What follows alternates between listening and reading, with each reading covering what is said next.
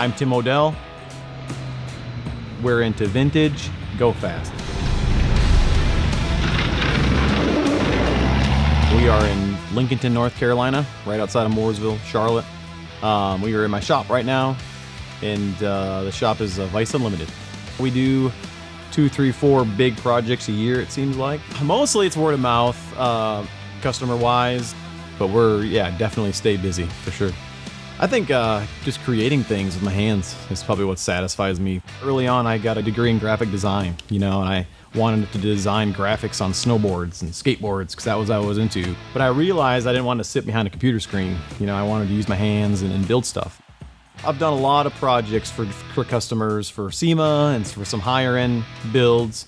And I told myself, man, it's time for you to build yourself something. And so that's what's behind me. This is my 1946 Diamond T Ultra 4 car. So I started out with a Diamond T cab.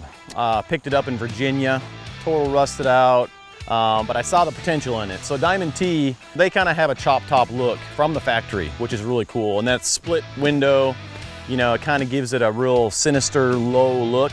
So that's why I, decided to go with this particular cab. So starting at the front of the truck here, you got some cool truck light LED headlights. Set of 40-inch Nitto trail grapplers. A great off-road tire, also a great road tire too. I'll be able to drive it to the beach, to a car show, or bomb through the desert. That's kind of the purpose of it. So those tires work great for that. So in my career, I started out doing body work, and so body work is all about getting it straight, getting it slick, getting it shiny, which is cool. But one thing I don't like about that, you're always afraid of scratching it or scuffing it.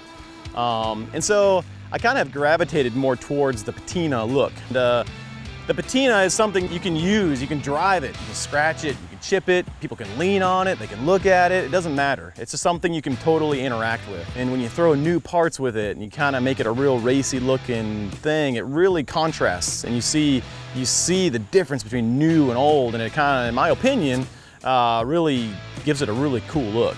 So these are Hutchinson double beadlock wheels, 17-inch. Since this thing is something I'm gonna drive on the road, it has somewhat of an interior in it.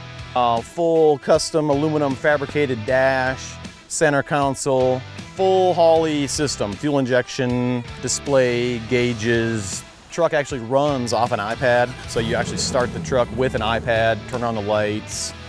Beyond all the cool products, this thing was just a pile of tube on the floor, like a sheet of steel leaning up against the wall. That's what it was, and I didn't start out with anything other than a cab. So every little piece on this was cut, welded, bent, right in the shop.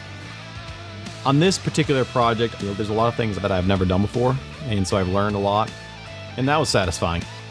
So that's a 6.0 liter LS motor, turbocharged. It's a mid-engine car, engine's in the back. So that rear end is actually flipped over, upside down. So that makes it a high pinion axle, so to help compensate for the rear end being flipped over.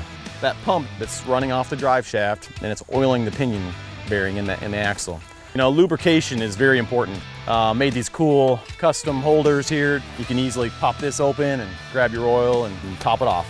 I think design and having an eye is important, but I think deep down, if you want to do this, you have to have a passion for it, and then I think it'll happen for you. But you just got to want to do it.